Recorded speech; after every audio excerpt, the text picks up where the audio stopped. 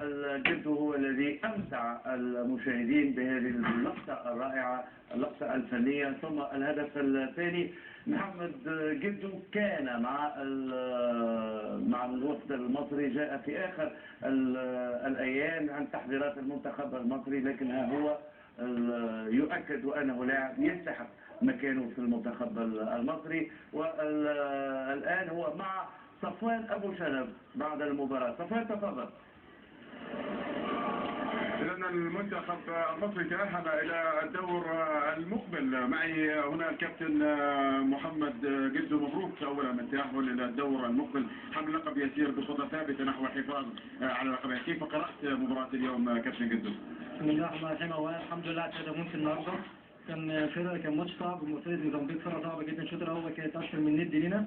الحمد لله إن احنا نزلنا الشوط الثاني، قرينا لعبهم في الشوط الأول. الحمد لله قدرنا الشوط الثاني نلعب على نقاط ضعف عندهم اللي هو الحتة اللي في القلب دي، والحمد لله قدرنا إن احنا نجيب جولين، والحمد لله معايا 3 بونت. وزي ما حضرتك قلت كده إن احنا الحمد لله تأهلنا، وإن شاء الله بقى نبدأ نلعب هناخد مركز أول إن شاء الله الماتش اللي جاي.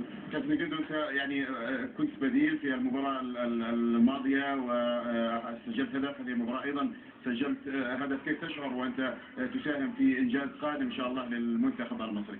في طبعا شعور ما يتوصفش. انا الحمد لله مبسوط جدا ان انا كل ما انزل الحمد لله بكون عند حسن ظن الكابتن حسن شحاته بيا، والحمد لله بقدر اجيب جون ان هو يضيف للجوان اللي عندنا، والحمد لله 3 بونت. ربنا يكرمنا عشان الماتش اللي جاي عشان نحسم ان احنا نبقى اول ان شاء الله باذن الله. اتمنى لكم كل التوفيق كابتن جدو. شكرا جزيلا. مبروك مجددا. شكرا ليك. شكرا. إذا كان هذا الكابتن جدو. مصر تأهلت إلى الدور المقبل. مباراة كانت صعبة على المنتخب المصري حقيقة، خصوصا في الشوط الأول. الشوط الثاني كما تابعنا كان هناك ربما ذكاء أكبر من المدرب حسن شحاته وتعامل أفضل مع الشوط الثاني حتى تمكن أخيرا من التأهل إلى الدور المقبل.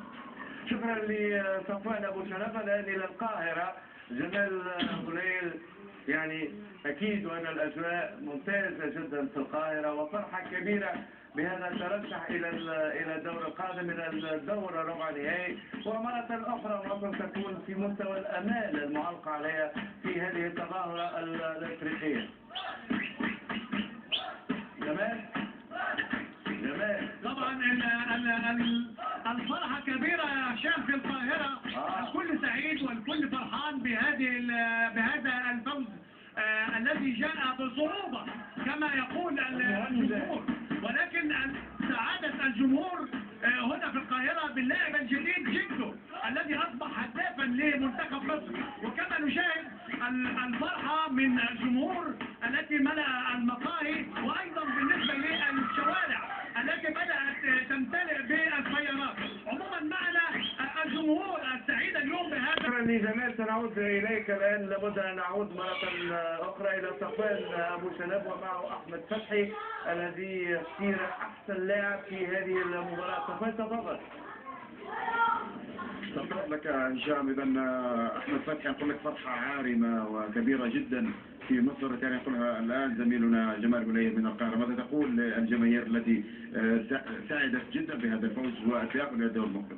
الحمد لله طبعا بشكر ربنا وانا اخيرا على الفوز دوت، وبهديهم طبعا الفوز دوت، واحنا بنحاول نجتهد ونركز في الملعب عشان نقدر نعمل لهم حاجات تساعدهم. والحمد لله ربنا كرمنا الحمد لله من عند ربنا النهارده الحمد لله، وقدرنا ناخد 3 بونت وننتهي بالدور الثاني الحمد لله. أحمد فتحي، أنت اليوم اخترت أفضل لاعب في هذه المباراة.